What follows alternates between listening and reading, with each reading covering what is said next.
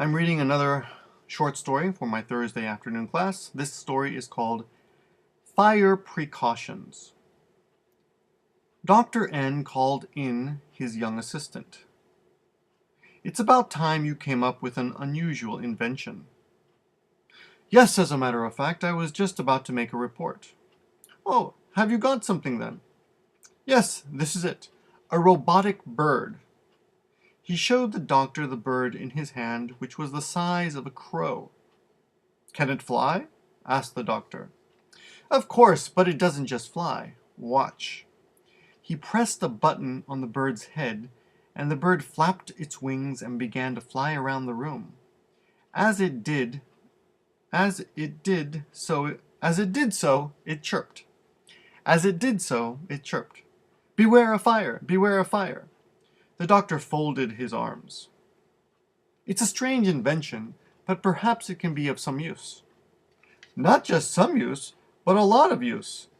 If it discovers a fire, it makes a loud noise, and it sends a signal to this receiver to tell you where the fire is. It does? Then it's an important invention. If you could produce large numbers of them and send them flying around, it could mean a sharp decrease in fires. Well done. The doctor was impressed, and as he praised the young man, he lit up a cigarette.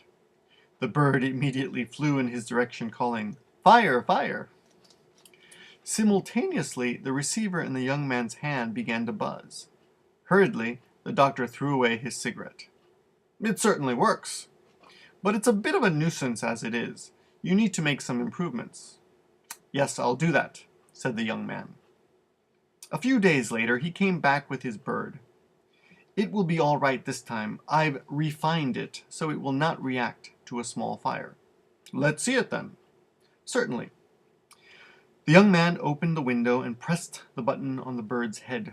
But instead of flying out of the window, the bird headed for a corner of the room, chirping, Fire! A gas heater had only that day been installed there. The doctor laughed.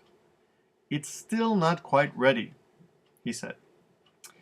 A few more days passed. Then, one night, the doctor was suddenly awakened from his sleep. Rubbing his eyes, he saw his young assistant standing there. It was 4 o'clock in the morning. What are you doing here at this hour?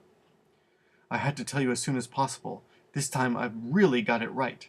I've fed in the right instructions. When there's a fire, the heat increases steadily, so with these new instructions, it won't react to a heater. This time when he opened the window, the bird flew out. Beware of fire! Beware of fire! It cried as it disappeared into the distance. After a while, the receiver in the young man's hand began to buzz.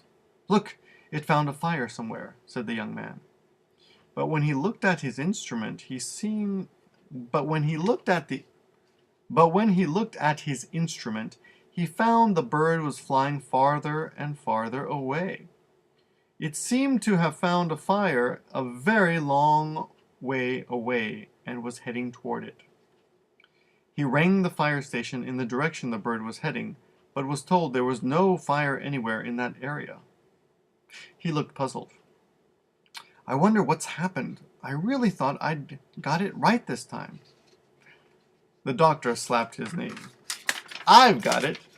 Judging from the direction in which it's flying, it seems to be heading toward the rising sun. And as the sun rises, it gets warmer. So if that's what your bird is doing, it won't be coming back, he said. The end. That's kind of a funny story. I had a little difficulty reading an earlier sentence on page 1, about 5 lines from the bottom, right here, 5 lines from the bottom. It says, as it did so, it chirped. There's kind of a pause after so. As it did so, it means 何々しながら、それをしながら, it chirped. Chirped is beep, beep, beep, beep, beep, beep. Right?